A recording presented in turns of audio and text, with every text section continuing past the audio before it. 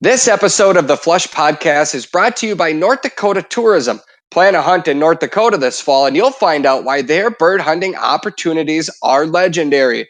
Ruffland Performance Kennels. Just like performance coolers, Ruffland Kennels are built tough with a one-piece roto-molded design that stands up to every element while protecting your bird dog. And by Walton's Inc. Walton's has everything but the meats. And now they even have their own podcast that will help you learn everything you've ever wanted to know about processing and preparing every cut of meat, including wild game. Find them at waltonsinc.com. Today's guest is a bird hunter on a mission. He's overcome tragedy in hopes of inspiring more hunters to get into the field. Sabin Adams works in the field for Pheasants Forever, and he chronicles his hunting adventures in a unique web series he calls The Bird Tales.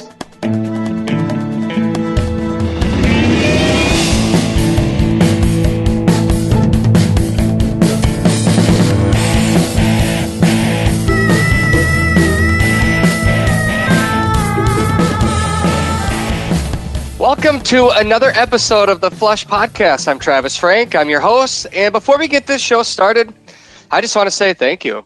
Thank you for taking time out of your day today to listen to us. We appreciate you. And we hope to educate you a little bit and hopefully inspire you. And it comes at a day when, I got to be honest, this is, talking about hunting is something that I love to do, but it just doesn't feel like it's the most important thing in the world right now to talk about. But I'm going to do my best anyway. I think we're going to talk. My guest today, he comes from western Minnesota, a little further north than most hunters think that they'd find pheasants. But Sabin Adams has been showing plenty of people that there are a lot of pheasants in his area for years. Sabin, welcome to the show. How are you doing today? How's your family? We're doing great, Travis.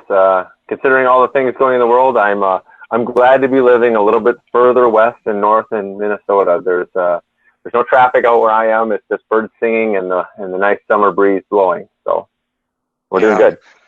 Yeah, 2020, man. This is going to be a year that our children's children are going to talk about for a long time. But I feel like, we could talk about this for the next several hours, and there's, a lot of sides to this. Everybody has a lot of opinions. We live in a time when everybody has a way to talk about it, and they all have a platform, and their opinions are out there, and they matter. But, I think at the end of the day, if we could look at each other and care about each other like we do our kids, this world might just be a whole better place. I'll cheers to that. Yeah. I don't have to tell you what's going on in the news. We're not far removed from it. Our office is quite a ways west of downtown Minneapolis, so we're not in a threat. At least we don't feel like our building is in a threat of it. I live about 45 minutes west of the Twin Cities, but I'll be honest. I was out of town here this past week on island up in the Boundary Waters, which is a little piece of heaven that I've been trying to go to at least once a year now for close to 20 years with a couple of buddies that I grew up with. But man, we're normally disconnected, but we found out what happened last week, and you just think about your families, what's going on. You want to be there, and just the lives right now and what everyone's going through, both sides of it, and it's tough. But let's push forward here, and let's talk about something that you and I are both extremely passionate about, Sabin, and that is bird hunting, wildlife conservation, and spending time out in the field with our friends and family and dogs. So, Sabin, where exactly do you live? I mentioned a little bit west and a little bit north in Minnesota. So I live pretty much, if you could picture Minnesota and you took a dart and tried to throw it at the dead center, you'd be pretty close to me. So I live in the Todd County, Douglas County area, and I get around all over the place when it comes to hunting.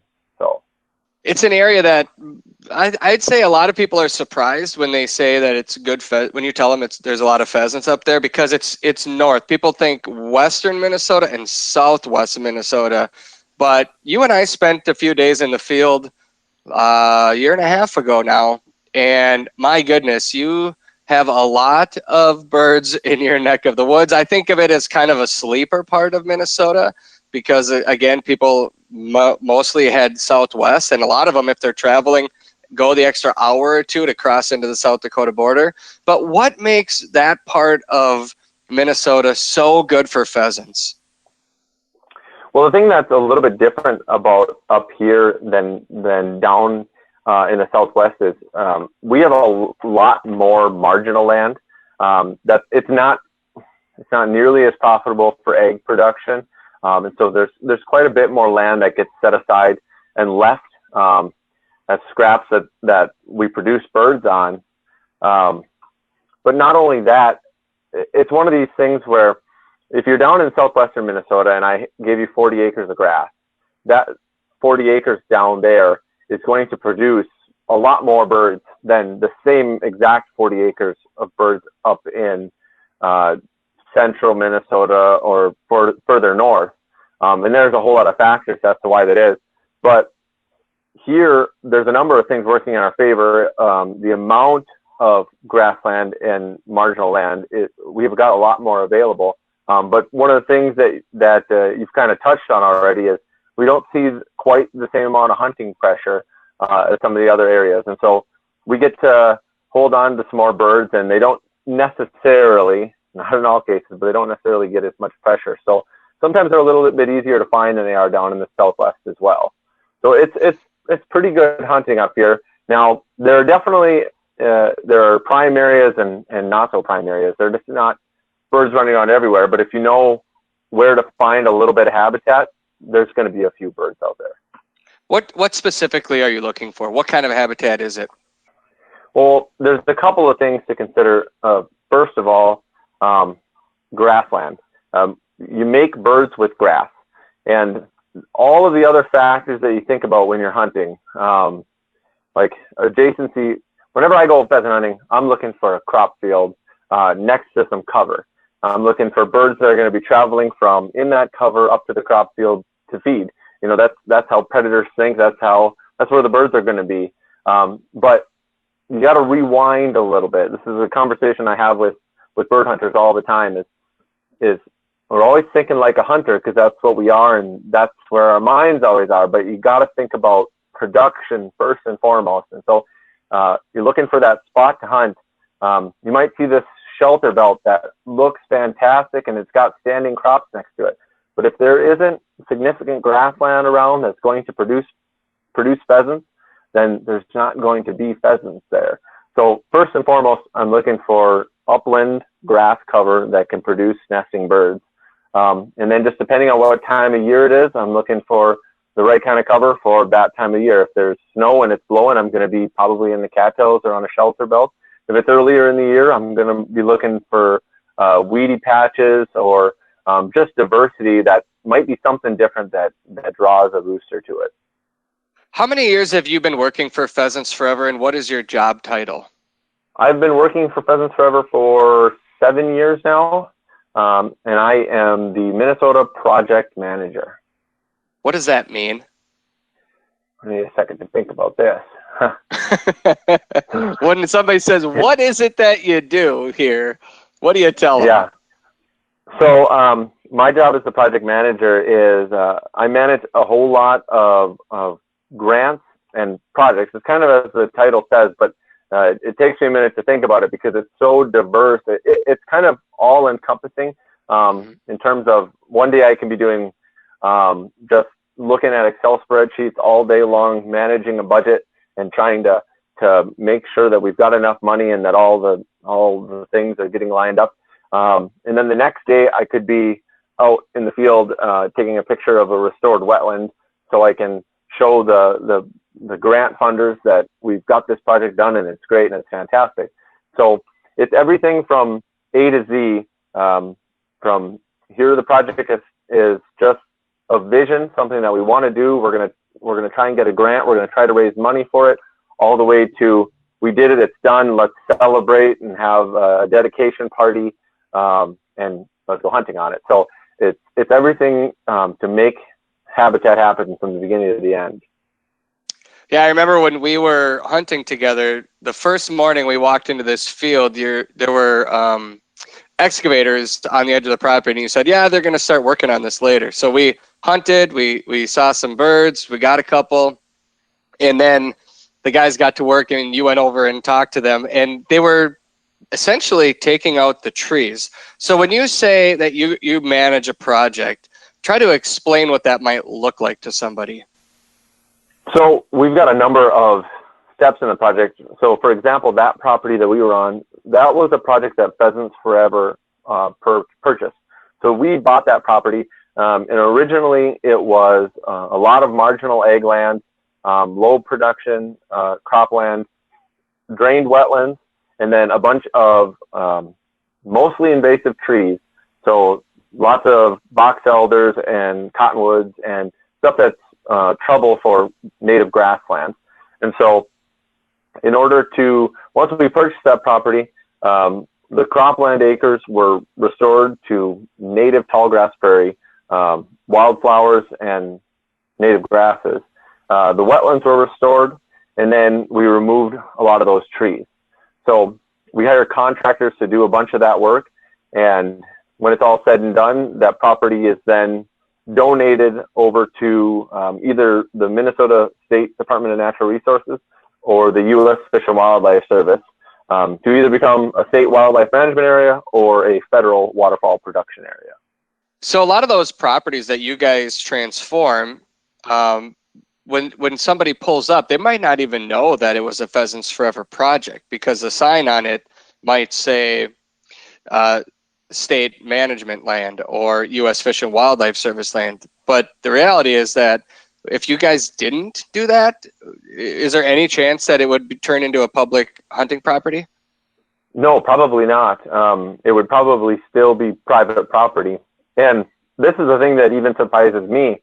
I have the map of all of the properties that Pheasants Forever has purchased in Minnesota since the beginning of Pheasants Forever. And I can get lost sometimes when I'm at work going, oh, we bought that? I had no idea. And there are properties that, you know, I've hunted before, I've looked at, whatever the case may be, and I didn't know that we purchased it. Just because we kind of pride ourselves in just getting it done. And so a lot of times we get one done and we go to the next one. And so you may not know that you were out on a Pheasants Forever acquisition, but there's a whole lot of them. We just surpassed, I believe, 52,000 acres of public land purchased in Minnesota alone. Wow. Hey, is there any way that you can, I mean, I don't know how this works, but is there any way that you can somehow include a Pheasants Forever sign on that property that says this property has been rehabbed by Pheasants Forever, purchased, and then given, like somehow explaining it? Because I have to imagine that, you know, right now, especially, we're losing members at Pheasants Forever like crazy just because of what's going on. But the battle has always been to get more members of Pheasants Forever. And if they don't see their dollars and their investment going into something tangible, then they might not know. And so, like, I guess I look at that and I say, that's if you put your name on it and let them know that when they walk out there, this has been done by you, they might be a lot more willing to renew their membership next year, or if they've never been a member, support the organization. Is that even an option? Yes, and you're absolutely right. And you've kind of read my mind. This has been something that we've been talking about for a number of years now.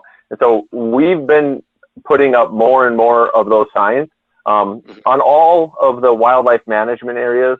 There are different times where it happens and where it doesn't, just depending on if we buy a 20 that's adjacent to 600 acres and that 600 acres already has a big sign on it. we may not put another sign up, but we have started putting up signs, in particular because we get a lot of partners that make these projects happen. Between the state and the federal government, there are local chapters, there are sportsmen's clubs, Ducks Unlimited, the National Wild Turkey Federation, Minnesota Deer Hunters Association. There's always partners that are coming forward to help make those projects happen. And so we've been starting to put up signs just about anywhere to recognize that stuff. And I hope I don't get scolded later for jumping the gun on this, but we are working on it. It's supposed to be coming out this summer, a map of Minnesota and hopefully eventually all of the Pheasants Forever range and Quail Forever that will show the acquisition projects that we've done. And I've seen the concepts of it and we've been working on it for a while, but that should be coming out this summer on our webpage. And you'll be able to click on that and see every single property that we've ever purchased. Fantastic. I look forward to it. You mentioned earlier that 40 acres in your area versus 40 acres of grass in southwest Minnesota can grow the same amount of pheasants. Do you know how many pheasants can live? Let's just take a 40-acre piece of CRP grass or, native grasses.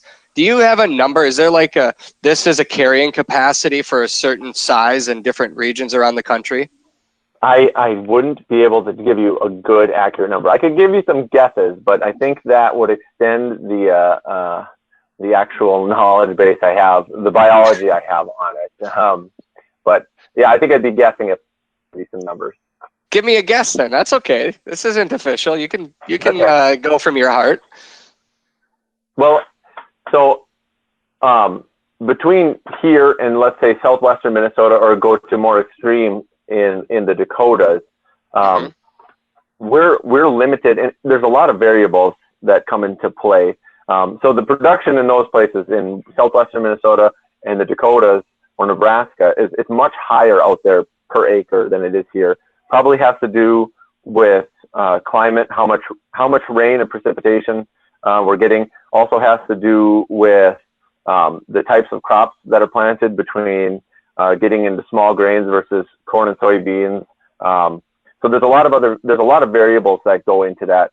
I'd say I'll put it into these terms, if 40 acres in central Minnesota produces, let's say, 4 nesting hens, just to be conservative, then southwestern Minnesota is probably, I would guess, 5 times better.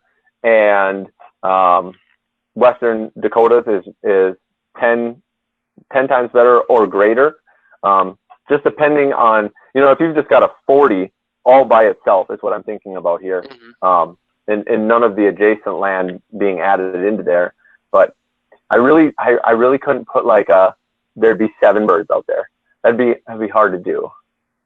Yeah. Well, I mean, you see those.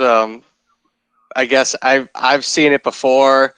We've seen it on television shows, others that are out there, those flushes where the sky just, and typically it happens in the Dakotas, where there's several hundred pheasants in the air at one time. And I think in Minnesota, I've seen a couple dozen birds in the air at one time. But do you feel like the carrying capacity of the landscape and the grass and what we have here just may never allow that to happen, regardless of how hard we work at it on the land in Minnesota here? Well, I wouldn't say it couldn't ever happen. I know back in 2007, roughly, we had a lot of CRP acres, and where I grew up, right where you and I hunted a couple years ago, that area used to have a lot of CRP, and it had a lot of grasslands. And I remember one particular incident, and I call it an incident because I've never seen so many pheasants and didn't shoot any. But we had permission from one of our neighbors, and he had this really big cattail slough. And I mean, probably 120 acres of just all cattails. And there were standing crop next to it. But basically, other than that, it was grassland everywhere. And we parked on the road, and two of the hunters in the vehicle got out quietly. The third person slammed the door, and we watched as probably, I mean, it wasn't thousands, but it was at least 100, maybe 150 or more birds got up and flew from one side of the road in the cattails to the other side of the road where we could not get permission, just like that.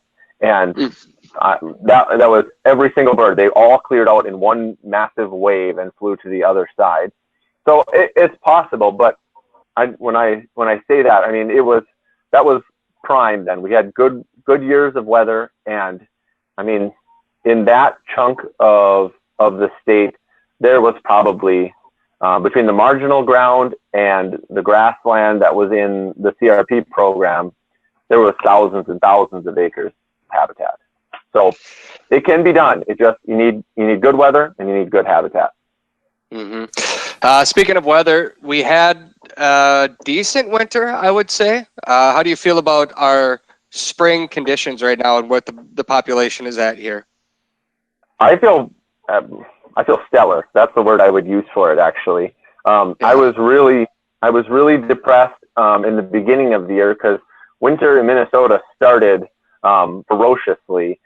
We got lots of snow and very cold in December and January, and I was thinking if this keeps going at this trend, we're gonna lose some birds big time.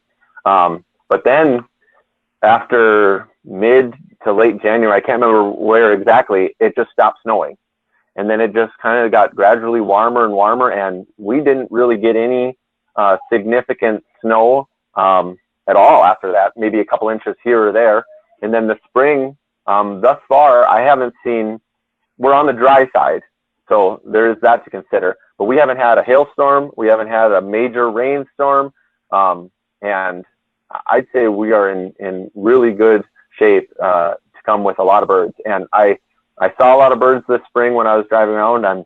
I'm expecting any day now to start seeing broods pop up. So I got my Oh, that was my next question. It's June 2nd here, and we have hens sitting on nests right now. The forecast looks good throughout the pheasant belt right now. And a lot of times, a wet spring can really do a lot of damage. So I think the optimism for this coming season, Minnesota, Iowa, Dakotas, Nebraska, I think the optimism is really high, because what you just said kind of is similar to what I've heard in a lot of other places too, is that they wintered really well in all of these places. And so far, we have had a fairly dry spring. Now we just need some moisture because, as you know, those birds just need to get those insects on the ground, and we just need a little bit of moisture. At what point do you feel like, hey, it doesn't matter how much rain we get, those chicks are going to survive just fine? Is it 6 days, 10 days, 20 days, a month? What is there a magic number? I don't know if there would be a magic number. I'd say if they made it a month, they're in pretty good shape. Especially once they can start flying and avoiding predators, they're in pretty good shape, and they tend to make it. But yeah, I always think it's interesting when you're talking about the precipitation. That's one of these things that I'm sure you've got lots of listeners in the Dakotas and western states, and Minnesota and probably Iowa and Wisconsin, and a lot of these eastern places, we tend to have the opposite problem of what a lot of western and southern states, especially when you start talking about quail down south. We tend to have issues with too much water versus not enough water. I always hear from guys like, well, if we get some good rain, we'll really start producing quail. And I'm just up here like, fingers crossed, no more rain. And so that to me has been like the best part of the spring so far. It's a tad bit on the dry side, like you were saying. So if we can get some rain without it being, in ice form, and we can get enough to produce insects, I think we'll be in really good shape. Yeah, let's turn this conversation a little bit more personal. I got to know you and spend time with you, and just really came to appreciate you and what you stand for as a person. I respect it a lot. You have, you work on conservation. You love to hunt, but you also want to share that and inspire more people to get out into the field. You produce basically a chronicle of your hunting season called the Bird Tales. How do you do it? Why did you start it? So the Bird Tales is a vlog, which is a blog, which most people have heard of a blog, but it's a video blog, so it's a vlog. And so to produce it, I wear a backpack that has a camera that videotapes over my shoulder. And I just, when I get to my hunting spot, I turn that on and I start walking. And I have an external battery pack and a large SD card, and so it records for 4 or 5 hours, and whatever happens is what gets on camera. And then I journal that and kind of discuss at the end of every week what happened in the last week and what went well and what didn't go well and all of the mishaps and all of the good stuff. And then I put it into an episode every week. What was the second part to that question, Travis? Why do you do it? So I started the Bird Tales as a way to share the experiences of hunting.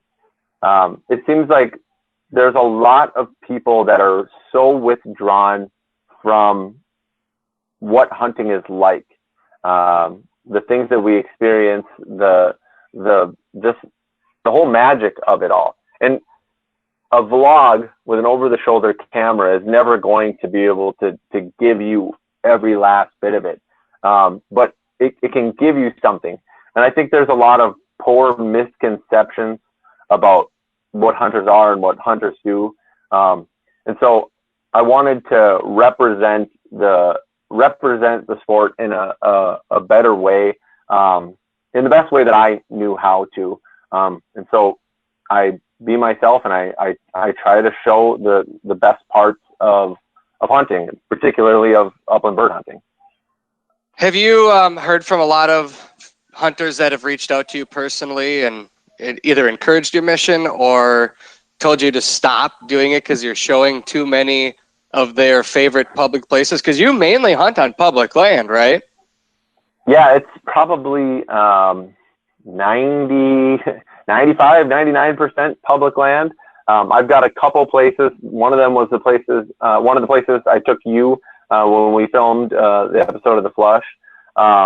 Other than that, everything I hunt is public land. And I've gotten some mixed responses. I'd say, again, 90% of the comments I've had are people that enjoy watching it, and they like it and they want more, and they eat it up. But of course, there's always, it's the world of social media. There's always somebody who's got something to say. So there's always somebody who says you're giving away good spots and, that kind of stuff. But there's lots of spots. You just got to get out and look for them. Yeah, definitely.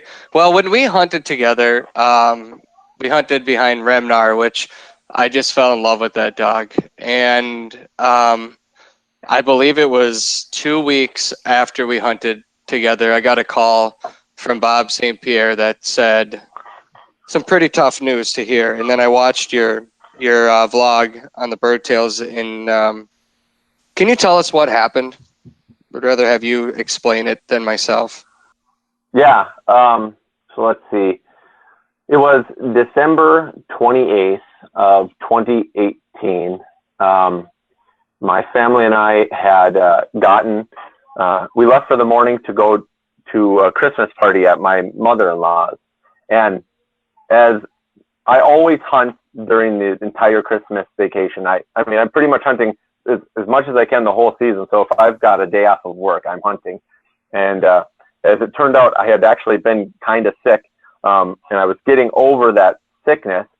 And that morning, it was like 25 below, and we had a Christmas party starting at noon, and I was still kind of feeling sick. And so I said, I'm not gonna hunt today. I'll just go to the Christmas party, try to get a little less sick, and then I'm gonna try and get out tomorrow. So we went to the Christmas party, and I think 1 o'clock in the afternoon or something, my mom called me. They lived about a half mile down the road from us, and she said, "You need to come home as fast as you can. Your house is on fire." So that's what we did. We jumped in the car and we flew home and met the fire department there, and it was all gone. Yeah, our furnace had caught fire. It was 25 below, and they figured that the flume where the exhaust goes out had either some ice had fallen in it or it had frozen over from some moisture condensation. Nobody really knows. But Daisy, our older dog, she was 9, and Remnar, the dog that you got to hunt with, they were both in the house, and so we lost both of them. So that was the end of my season. I went out hunting one last time. I took their collars off and I put them in my vest, and we just walked for a few hours, and that was it. And you know, I'm kind of like, if I have to sit and think about it, it's going to be what am I going to do with myself if I have to sit and think about this? And so, I mean, by the next day, I was like, I can't sit on this anymore. I've got a wife and kids, and we need to move, and we need to get going again. And so we just got to work. Started looking for a new house, wrestling with insurance companies, talking to dog breeders, because I've lived 9 months of my whole entire life without a dog, and it was the 9 months that I had to live in a dorm room. And so I didn't want to live any other months. So I had to go 2 more months without a dog until we got our own place again. But we bought a house and we got some more dogs, and yeah, moved past it, and life is good now. It just it's a mark. It's a chapter in the book for sure. Mm-hmm. I'm glad that the rest of your family was safe, because that's could have been terrible if you guys. I'm just fortunate that you were not in the house, is all I'm saying. What kind of dogs did you, what kind of puppies did you get? German short hair. Yep. I'm partial to the short hairs now. Remnar was a pretty spectacular dog. And so I think I'm stuck on that train for a little while. Why the name Remnar? So, there's a movie that when I was in college, some friends and I found this movie called Escanaba in the Moonlight. It's got Jeff Daniels and a bunch of other actors that nobody's ever heard of. And you can watch the first like 30-40 minutes of it, because it is spectacular, like my favorite movie. And then aliens come, and then it just gets weird. But one of the characters in the movie was Remnar.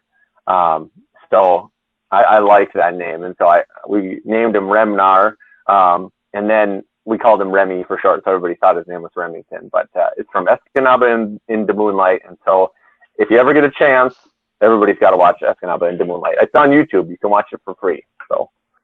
Right. I love it. He's exactly what you would expect from a dog named Remnar. That was the tagline that went with him everywhere. What did you name your new puppies? All right. So the new puppies are Gilligan and the Skipper.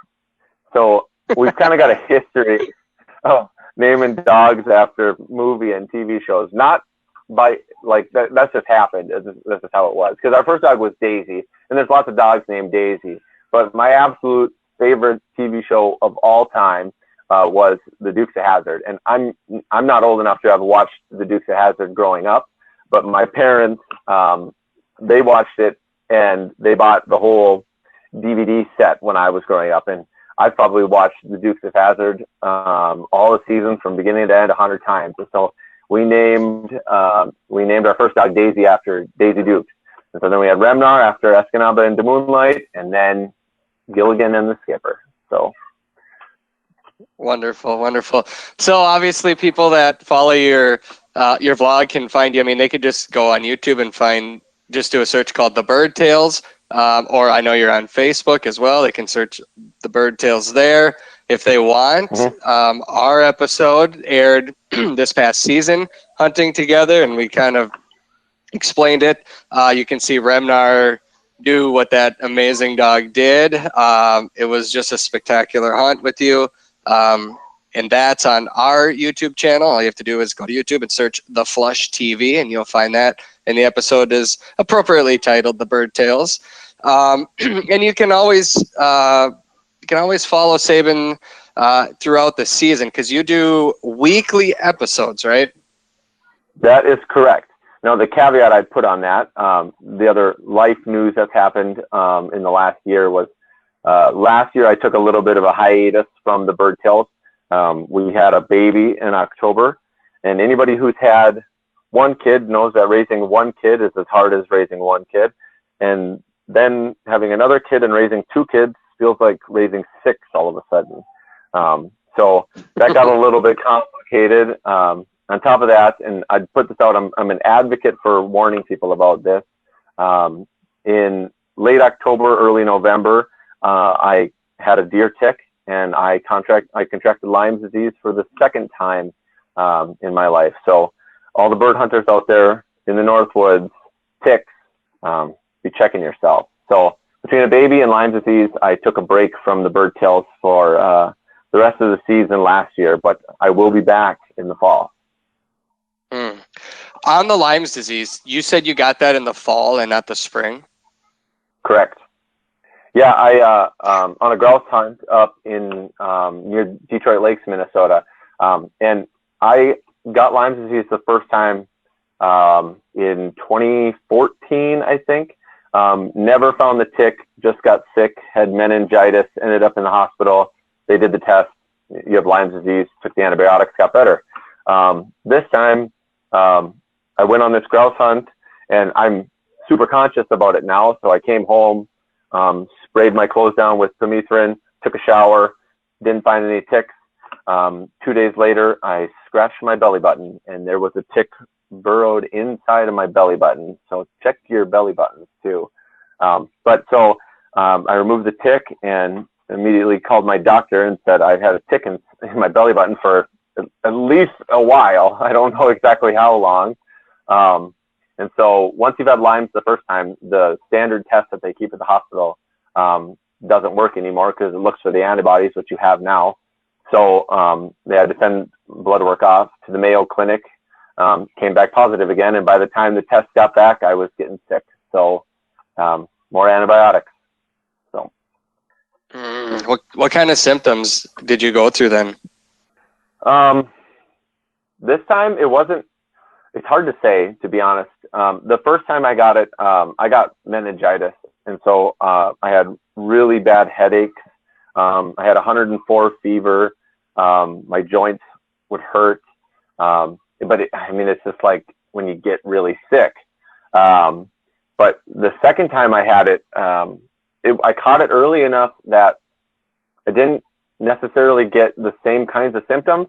But I'll tell you what, the antibiotics that you get on can sometimes make you wonder which is the worst of the two. Obviously, the Lyme's is the worst because it'll last a lot longer. But the antibiotics were the thing that was really tough, just because they made me dizzy and heartburn and nauseous, and I think almost all of my symptoms the second time were from the antibiotics. As soon as I was done with the treatment of the antibiotics, the day I didn't take them was the day I felt the best. So I don't really know what the symptoms were the second time, but I'll tell you what, just for the sake of not taking those antibiotics, you don't want to get it. My friend, I hope you have a very uneventful hunting season coming up. My goodness. Yeah. What are some of the big projects that you are working on now? What are some things that you're looking forward to that you enjoy about your job today? Some of the stuff that's happening right now is extremely exciting. We've had a lot of talk about a major project that we've been working on It's been in the works since the 70s. Pheasants Forever just recently purchased a property in northwestern Minnesota in Norman County in partnership with the Minnesota Prairie Chicken Society, Minnesota Sharp-tailed Grouse Society, Minnesota DNR, and a whole list of other people that I can't pull off the top of my head. But it's a 960-acre parcel that's adjacent to thousands of acres of wildlife management area already. And this property has prairie chickens on it. It's got pheasants on it. There's probably sharp-tailed grouse that have come down from the north or are working their way down. It's got wildlife all over it, and it's absolutely an amazing piece of land. And that's going to become a wildlife management area that everybody can stomp around on and hunt your heart's desire. So that's probably one of the highlights of my career, is being a part of seeing that happen. But we've got dozens and dozens of projects in the work right now. We're always looking at new acquisitions and new properties. We just purchased a property not far from where I live, and I'm going to be all over that this coming fall. So yeah, there's a lot of great stuff happening right now. I've heard numbers thrown around. I think like 20,000 is a pretty common number that I've heard of. 20,000 members that didn't get renewed based on COVID and this pandemic that we're all going through. Do you know if that's accurate? That's the number that I've been told as well. I believe that is the case. If everybody who's a member or been to a Pheasants Forever banquet, the vast majority of banquets happen in that late February, March, April timeframe. So this coronavirus pandemic was the worst possible timing for Pheasants Forever in terms of when those memberships are renewed, when our chapters raise their dollars so they can spend them locally. This was very bad timing for us. So yes, I believe 20,000 is the number. Well, we hope that people renew their memberships, obviously, even if they don't go to a banquet. But are you then concerned at all about, the funds, like on this project or some of the recent projects that you've worked on? Once it goes to the state or the federal program, it doesn't risk going back into a different, I mean, it's forever public, right? Correct. These properties, once we've purchased them, we're going to restore them, donate them to the DNR or to the U.S. Fish and Wildlife Service, and they are permanently protected. And it is deed restricted that these lands are conserved for wildlife, and so they will be protected and open to the public forever. Beautiful. Well, I would like to keep in touch with you this fall. Maybe we visit again and get a little bit more of an update on what our bird conditions are looking like in western Minnesota. I know you've got a really good pulse on it. I appreciate you sharing a little bit about your mission, your journey. I hope that you stay, what's the word I'm looking for? I hope things are uneventful for you this season, like I said before. But really, just keep doing what you're doing, my friend, because I enjoy it. I enjoy watching you. You've got a great personality. It's fun to see what you're doing. And I know you've got little hunters that you're training now to go with your puppies. So that's exciting to see. I'm in a similar boat with my kids. So it's a lot of fun. Like I said before, I respect what you've got going on up there, what you're doing. And I hope you keep it up for many years to come. Listeners can find them again. It's The Bird Tales. I don't think there's anything else out there like you, so they'll know when they found you. Thank you. And the same to you. We really enjoy the flush. We watch it. Now that they're on YouTube, we watch them all the time. And my son knows that there was like a 2-second shot of him eating supper in the episode that we filmed, and he asks to watch that quite a lot. So we're big fans of the flush. Oh, I love that. I love that. I have a lot of friends that I've made like you over the years, and their kids account for a lot of the views, is what I'm told. Yeah, we're probably 100 of them. That's fantastic. Keep it up. And we're looking forward to the fall hunting season. I hope that you listening right now, everybody listening, you've been talked to by a lot of people in the last several days about everything going on around. So hug your kids and love each other. That's, I think, what we're supposed to do right now. And then this fall, we get to go hunting, and hopefully we can bring somebody new hunting with us into the field, because it just might change their life. We will be back next week with another episode of the Flush Podcast. Stay safe, everybody.